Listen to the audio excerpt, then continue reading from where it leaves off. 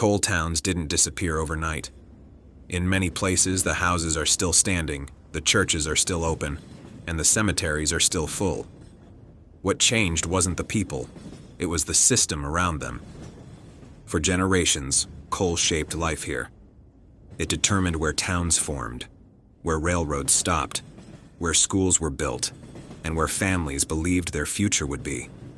In places like Welch, West Virginia, Gary, West Virginia, and Inez, Kentucky, coal didn't just provide work. It gave the towns a reason to exist. When the coal was there, these towns mattered. When it wasn't, they were expected to survive without it. What we're often told is that Appalachia failed to adapt, that the region held on too long, or that people refused to move on. But that explanation misses something important. These towns didn't just lose jobs, they lost the structure everything else had been built around, and what remains tells a very different story. I'm Rowan, and this is OTRA Legends. In the hills of Appalachia, towns didn't grow outward, they grew inward. A single road, a handful of houses pressed close together, a church at the bend, and a school not far behind it. Everything was placed where the land allowed, not where planners preferred. In towns like Gary, the road ended where the mountain closed in. In eastern Kentucky, places like Inez, houses followed the creek because there was nowhere else to build. These were not places meant to expand. They were places meant to endure. By the 1960s, many of these towns had already survived more than most American cities ever would, including the Great Depression, 2 World Wars, and generations of men lowered into the earth and brought back up coated in black dust. Families learned early that nothing came easy here. Not food, not money, not safety, and not rest. But they stayed, not because life was easy, but because it was theirs. Neighbors didn't knock. They just came in. Women canned vegetables for winter without calling it charity. Children learned responsibility early because there was no room for excuses. Life moved at the pace of daylight, weather, and work, and it held together. Life in a 1960s Appalachian coal town wasn't poor in the way outsiders imagined. It was limited, but it was complete. Families lived modestly in company houses owned by firms like U.S. Steel or in homes built by hand and passed down through generations. Coal stoves warmed kitchens unevenly. Winters were cold, summers were humid, and nothing was wasted. In places like Whitesburg, Kentucky, and Pineville, West Virginia, food came from gardens, hunting, chickens in the yard, and small local stores that extended credit because they knew your name and your people. Children played outside until the light faded, with dirt under their nails and chickens scattering when they ran through the yard.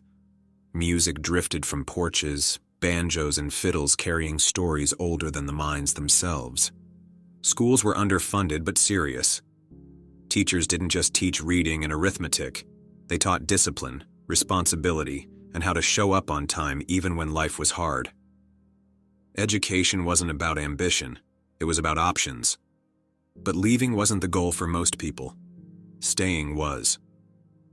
On Sundays, the towns gathered. Not in grand cathedrals, but in small Baptist churches tucked into hollers and along narrow roads. Many were Free Will Baptist or Missionary Baptist congregations rooted in traditions that emphasize salvation, personal testimony, and hope beyond this life. Churches were built by hand and paid for a little at a time. Preachers spoke the gospel plainly about grace, redemption, and a future not measured by wages or production schedules. In places where work was dangerous and loss was common, faith offered something permanent. People sang together not to perform, but to believe. Hymns echoed off wooden walls as voices rose without instruments. Music wasn't entertainment, it was testimony. Baptisms took place in creeks and ponds. Public declarations of faith witnessed by family and neighbors, reminders that suffering was not the end of the story. Faith wasn't a substitute for work, it was assurance that work was not all there was. That belief shaped how people endured risk, loss, and uncertainty, giving meaning where economics often did not. Coal was never just a job. It was identity. Men left before sunrise and returned after dark with faces lined with soot that never fully washed away. In towns like Welch and Gary, the mine schedule mattered more than the clock on the wall. Lungs filled slowly over time. Injuries were common. Death was understood, not feared, because fear didn't feed families. Mining paid better than anything else available. It bought shoes for children, paid church tithes, and kept towns alive. But it also took. Backs broke early. Widows raised children alone. Accidents happened quietly because noise didn't bring anyone back. Still, mining was viewed as honorable work. Dangerous but necessary. When corporations expanded deeper into Appalachia, they didn't arrive as villains. They arrived with contracts, equipment, and promises. For towns with few alternatives, companies like Consolidation Coal Company and later Massey Energy felt like lifelines, and for a time, they were. Coal companies didn't just extract resources, they shaped lives.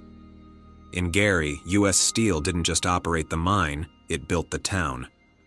In eastern Kentucky, Consolidation Coal shaped entire valleys. These companies built housing, sponsored local teams, funded schools, and determined the rhythm of daily life. Paydays meant full stores and production slowdowns were felt everywhere. Entire towns moved on the mine's schedule.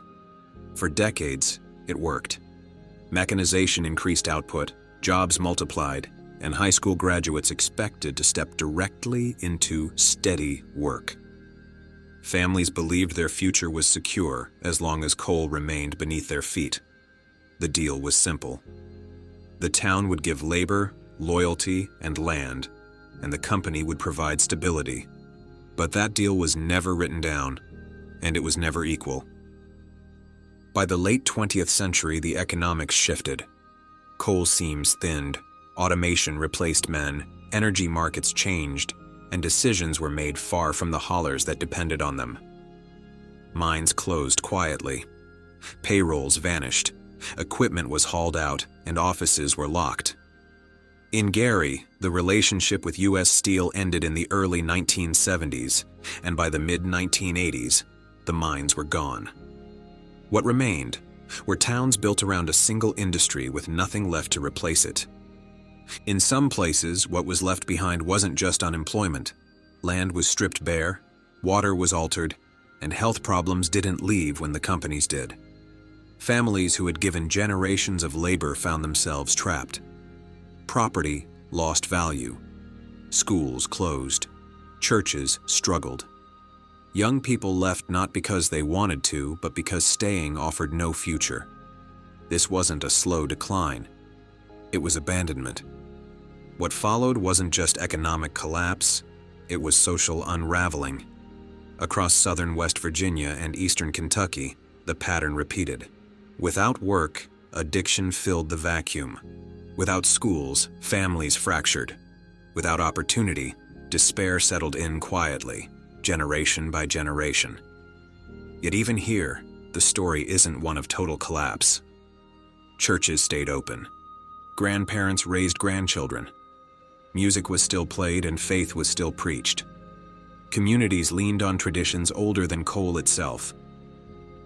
Resilience didn't disappear, it adapted. Today, many of these towns are shadows of what they once were, but they are not empty. People still live in Inez, still worship in Welch, and still tend graves in Gary. The decline of coal towns wasn't caused by laziness, ignorance, or cultural failure. It was the result of an economic system that extracted everything it could and then moved on. The people who stayed didn't fail. They were failed, and yet they endure. These towns weren't backward, disposable, or blind to the risks. They made a bargain because it was the only one offered, and when that bargain ended, they were left to carry the cost alone. This isn't just a story about coal, it's a story about people, about faith, about work, and about what happens when the structure holding a community together disappears. The reckoning didn't end when the mines closed. That part comes next. I'm Rowan, and this is OTRA Legends. Thanks for joining us, and until next time, happy hunting.